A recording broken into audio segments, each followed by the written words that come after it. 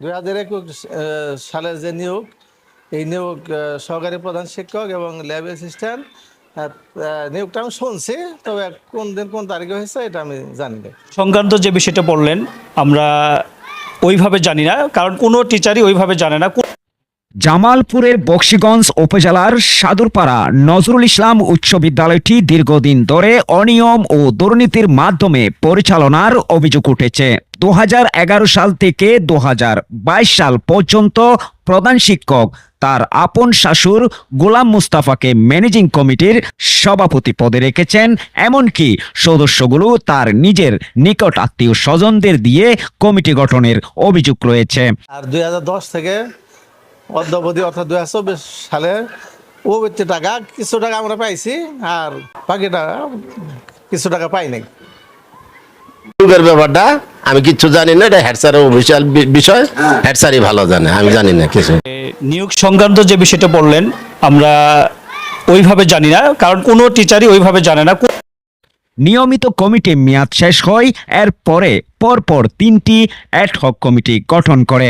অভিযোগে জানা গেছে প্রধান শিক্ষক আবুল কালাম আজাদ অ্যাডহক কমিটি চলাকালীন সময়ে পূর্বের নিয়মিত কমিটি দ্বারা 15 মাস পূর্বে নিয়োগ দেয়।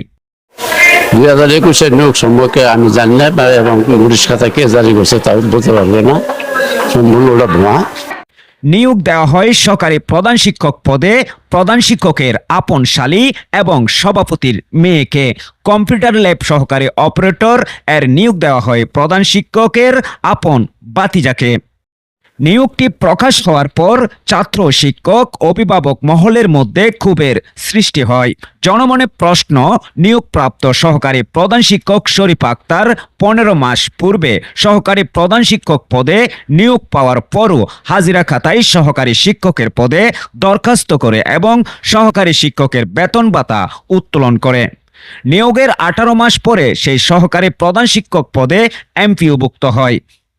সচেতন মহলের ধারণা, একজন সহকারী শিক্ষক সহকারী প্রধান শিক্ষক পদে নিয়োগ পাওয়ার পরও কিভাবে 17 থেকে 18 মাস পর্যন্ত সহকারী শিক্ষক হিসাবে বেতন ভাতা নেই এবং ম্যানেজিং কমিটির মেয়াদ শেষ হওয়ার 4 দিন আগে তাদের নিয়োগ দেওয়া হয় বলে অভিযোগ রয়েছে।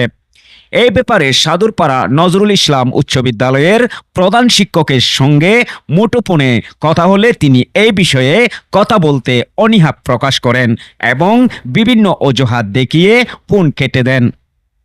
উপজেলা নির্বাহী কর্মকর্তা অহনা জিন্নাত জানান, অভিযোগ পেয়েছি, তদন্ত কমিটি গঠন করা হয়েছে।